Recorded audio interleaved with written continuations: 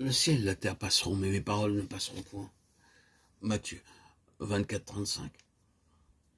Avant que vous ne puissiez comprendre ce que signifie le choix, vous devez connaître la signification du mot monde. Tout ce que vous voyez maintenant sur cette terre passera bientôt. Le ciel et la terre passeront, mais mes paroles ne passeront point. Matthieu 24, 35. Les choses inébranlables demeureront. Dans la Bible, ce qui passera est appelé le monde. Le soleil, la lune et les étoiles passeront. Mais il y a des choses qui ne passeront pas. Notre Seigneur nous a choisis pour nous introduire dans un royaume inébranlable. Hébreux 12, 28. Si vous avez été choisis par le Seigneur Jésus-Christ, combien possédez-vous de ce qui ne passera pas et combien possédez-vous de ce qui passera? Nous ne voulons pas savoir combien d'argent vous avez en banque ou le nombre de vos propriétés ou même quelle est votre connaissance biblique.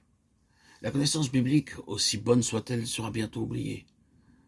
Nos bonnes œuvres ne dureront pas toujours, pas plus que nous ne pouvons demeurer bons pour toujours, car notre nature change au cours de la vie. Nous sommes remplis de faiblesses, gaspillons notre temps et nos énergies dans des choses qui passeront.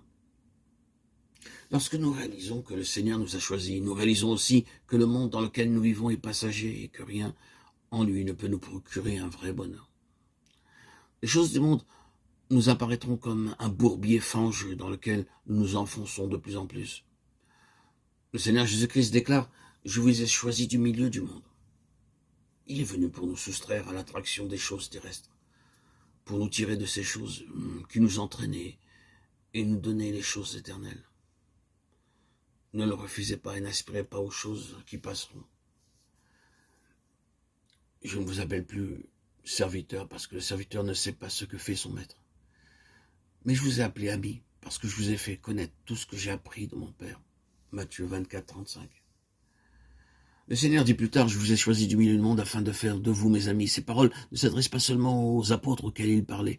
Elles sont pour vous et moi. Je vous ai choisi afin de faire de vous mes amis, dit-il. Seuls ceux qui possèdent la vie divine peuvent comprendre ces paroles. Car comment un pécheur vivant dans le péché et dans les ténèbres peut-il être l'ami de Dieu? Je vous ai fait connaître tout ce que j'ai entendu de mon Père, dit-il. Et nous pouvons prouver au monde entier que nous sommes les amis du Seigneur Jésus-Christ parce que jour après jour, ces vérités, ces mystères qui sont cachés aux anges célestes nous sont révélés. Le Seigneur Jésus-Christ nous enseigne ces choses alors que nous commençons à marcher avec Dieu et que nous apprenons le secret de parler avec lui et de recevoir jour après jour quelque chose de frais venant de lui. Dans Matthieu 17, 25 à 27 et 16, 17, nous voyons un homme qui avait été avec le Seigneur Jésus-Christ pendant 3 ans.